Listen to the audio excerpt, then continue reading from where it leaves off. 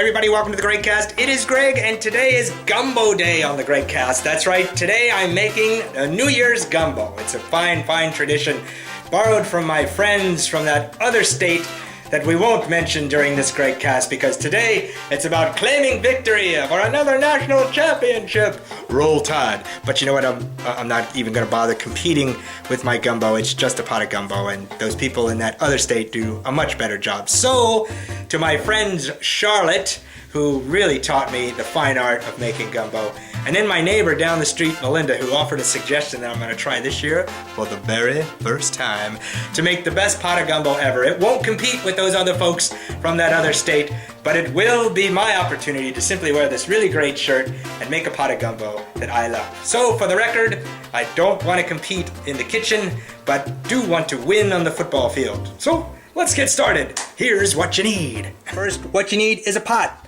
You want to put a little non-stick spray in there, and then you want to start seasoning stuff. Now, I'm not real big on the art of making Cajun roux, so thanks to Tony's, I got myself some instant roux to get started. We'll show you how that works in a second. Then you want to add your spices, your veggies, and then eventually there's a little seasoning blend. You can Charlotte told me that you combine the fresh and then you cheat a little bit and you get the nice frozen blend. That's good stuff. And then of course later on you're going to add a little bit more spice, all these wonderful spices here, especially that. That's the big secret. Thank you for that, Charlotte. And then of course you got to add your chicken and your sausage because we don't get very good seafood up here in North Alabama. And all you really need is a measuring cup, a chopper, and a really great set of knives, which there's not a knife in there, is there? Oh well. Of course, it's always important that you set the mood right. First, hydrate yourself. Make sure you have plenty of water in your wonderful tropical cup. Reggae music, preferred from Radio Margaritaville, is a good idea. Just to help the stuff not stick in the bottom of the pot, this really nice Paula Deen pot. Let's digress for a second and say that Paula Deen is a robot. She doesn't really exist. She's just a wonderful robot with a really great cooking team. She always looks the same. She has this smile like... That's the Paula Deen smile. Anyway, let's start by coating the pan a little bit on the bottom so that the stuff doesn't stick. There you go.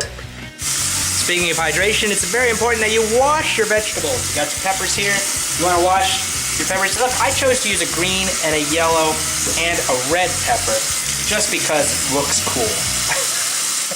Next you'll need 2 onions, just 2 of them. That'll work. These, maybe 1 big large one or 2 medium-sized ones like this. And you gotta peel them because onions have layers. Remember that from Shrek? Parfait has layers. Oh, I don't care! Okay, now you want to cut up your vegetables real quick.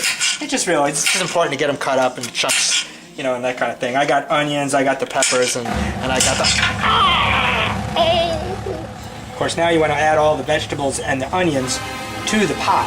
Notice the red pepper.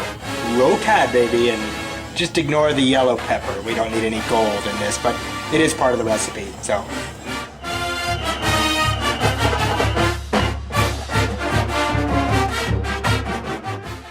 You know, while I'm cutting up these festive Roll Tide red peppers, I was thinking, the prophet and entertainer and fallen away Catholic friend of mine, Jimmy Buffett, talked in a song, I'm listening to it in the background, Fruitcakes.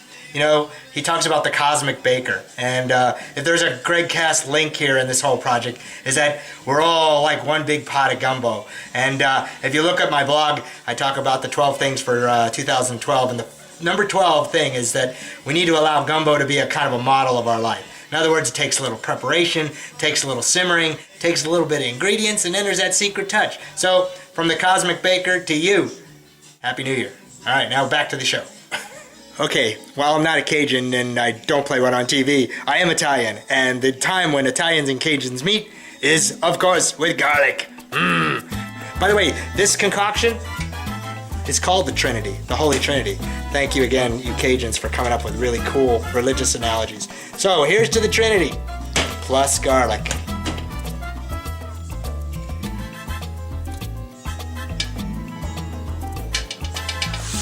Okay, now we're sauteing the vegetables. There you go.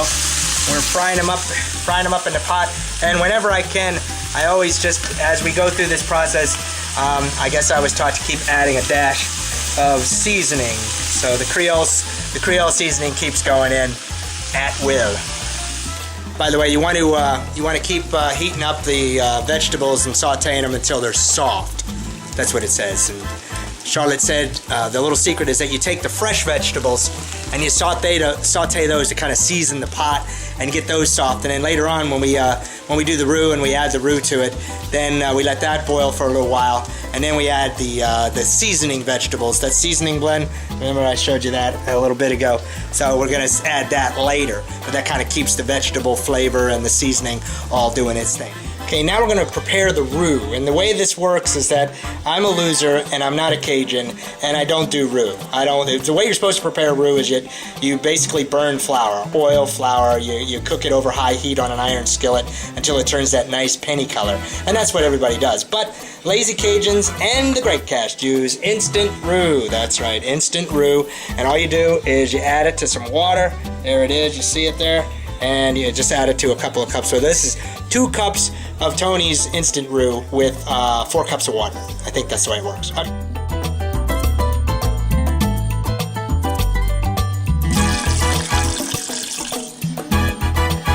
Looks awful, doesn't it? That's the great thing about roux. It looks like... Anyway. You want to get it boiling, and then you turn it down, and then you start adding some water later, and all the other ingredients that are coming up next. Woohoo! We're adding, we doubled the recipe, so we're going for 20 cups.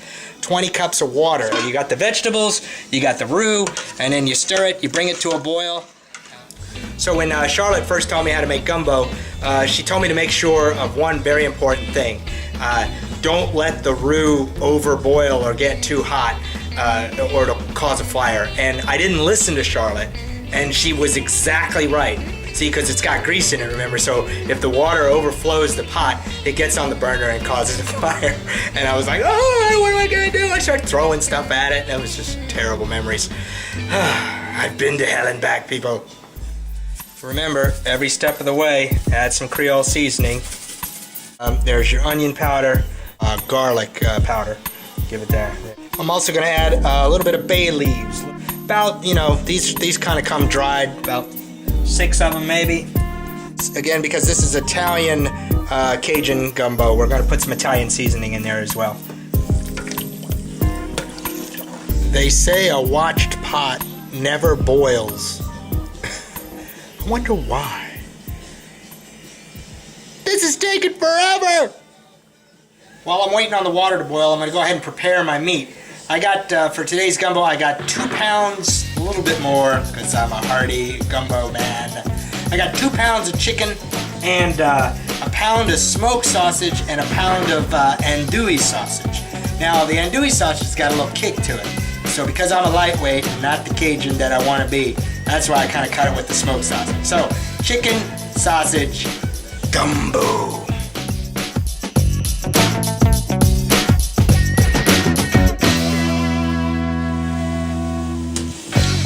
Hallelujah, hallelujah, it's boiling, it's gumbo, hallelujah. Now that we've got boiling roux and vegetables, and we've got the meat cut up, now we're just gonna set it aside, let the meat kind of settle a little bit, and let the gumbo kind of boil itself down. I've set the timer for 30 minutes. I want it to kind of simmer and boil down for 30 minutes, then I'll start adding stuff to it. This is a good time to add 1 of your bags of seasoning blend, kind of keep that vegetable thing going. Careful, don't splash it. Remember, never cover your gumbo. That's what Charlotte said.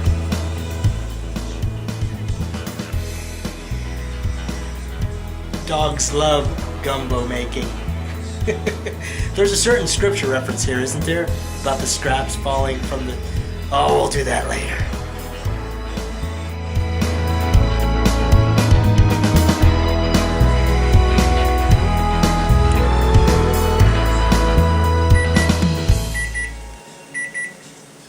The roux has boiled down a little bit. You see, look at the edge of the pot. See how it boiled down? It was up there before, now it's boiled down a little bit. Now we're gonna add the other pack of seasoning blend. We're gonna add the sausage. big old salmonella handfuls. Nice, good raw chicken, which will cook, I promise. The last major ingredient of any gumbo has to be the filet. Now, Charlotte told me all about this 25 years ago when I made my first pot of gumbo, and I'm forever in debt to Charlotte, even if she isn't a person in that other state. Of course, we'll stir it all up now and get it back to a boil, and then we're just gonna let it cook. Basically, we add a little bit more Creole seasoning, and then we let it cook for as long as we want. It's obviously got to cook as long enough to cook the chicken, probably about an hour if you really need it, if you're in a rush. But here's the secret that Belinda, that lady down the street from that other state, she says let it cook a couple more hours and then put the cover over it, put it in the refrigerator for the night, and tomorrow we reheat it and we eat it. So anyway, thanks for watching the GregCast, and we will see ya in the new year. Happy New Year and roll tide! And thanks to the other state for your help and meaningless tasks like eating wonderful gumbo. I'm so excited!